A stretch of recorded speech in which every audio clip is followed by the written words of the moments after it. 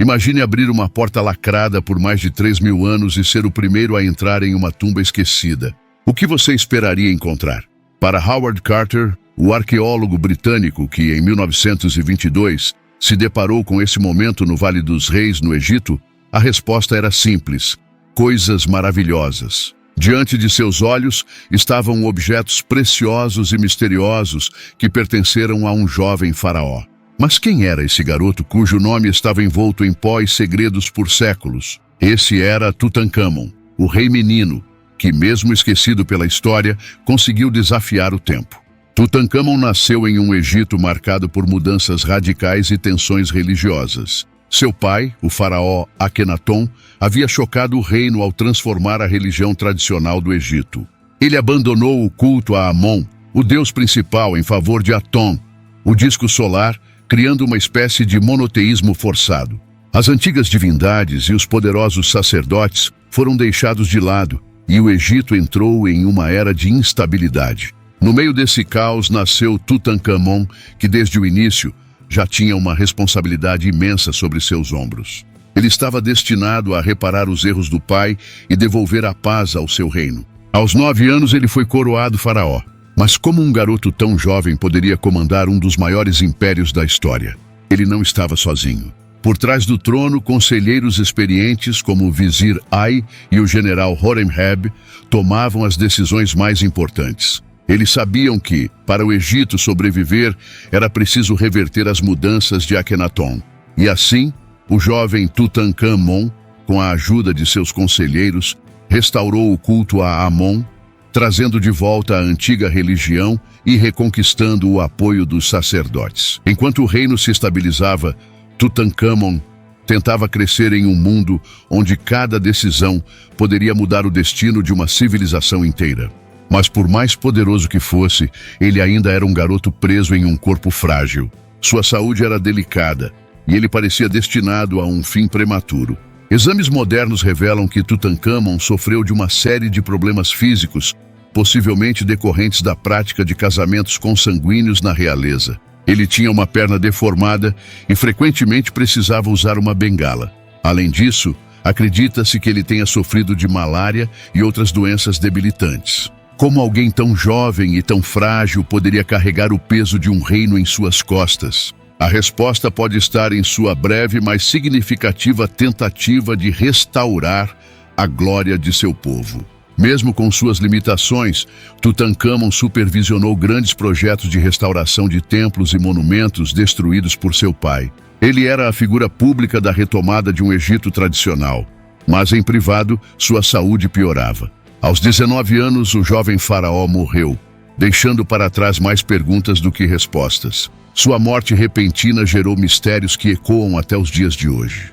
Tutankhamon foi assassinado ou foi vítima de uma doença incurável?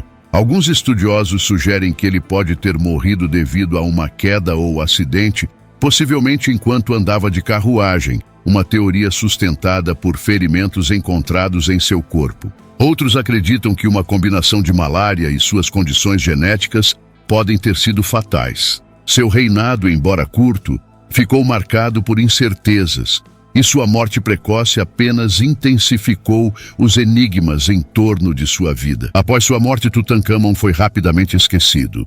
Seu nome não era mencionado em textos ou monumentos. Ele foi sepultado em uma tumba pequena, inadequada para um faraó, o que levou muitos a acreditar que sua morte foi inesperada e que não houve tempo para construir uma tumba grandiosa como as de outros reis. O mundo o deixou para trás até que, mais de 3.000 anos depois, o acaso mudou tudo. A verdadeira ressurreição de Tutankhamon veio não com sua mumificação, mas com a descoberta de sua tumba, quase intacta por Carter. Dentro de uma pequena câmara estavam os maiores tesouros já descobertos no Egito: carruagens, tronos de ouro, joias, roupas reais e, o mais famoso, sua máscara funerária de ouro maciço. Mas além do brilho do ouro, a tumba de Tutankhamon oferecia um vislumbre sem precedentes da vida de um faraó. Diferente das tumbas saqueadas de outros reis, a de Tutankhamon havia permanecido intocada, preservando uma cápsula do tempo da civilização egípcia. O mais intrigante, porém, Não era o que a tumba revelava, mas o que ela escondia. Dentro daquela máscara dourada e no centro de todo aquele esplendor, estava o corpo frágil de um jovem que não teve tempo para viver. Um rei que, ao contrário de tantos outros, não teve a chance de governar por décadas ou de construir monumentos imortais. E, no entanto, ali estava ele, imortalizado pela descoberta. O mistério em torno de sua morte deu origem a várias teorias conspiratórias, mas uma das mais fascinantes é a famosa maldição do faraó. Disse que uma inscrição encontrada na tumba advertia sobre uma maldição que cairia sobre quem perturbasse o descanso de Tutankhamon. Pouco depois da descoberta, Lord Carnarvon, o patrocinador da expedição, morreu de uma infecção após ser picado por um mosquito. Outras mortes misteriosas seguiram, criando um mito que perdura até hoje. Será que a maldição era real?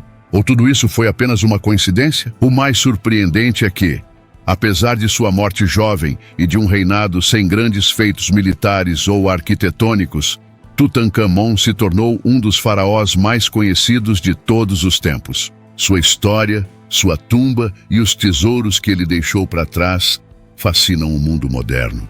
O que teria sido de Tutankhamon se tivesse vivido mais? Teria ele transformado o Egito de outras maneiras? Essas perguntas continuarão a intrigar arqueólogos, historiadores e curiosos por muitos anos. Ao caminhar pelas ruas movimentadas de cidades modernas como Cairo ou Londres, é difícil imaginar que, em algum lugar do deserto, um jovem rei, esquecido por seu próprio povo, ainda captura a imaginação de milhões de pessoas.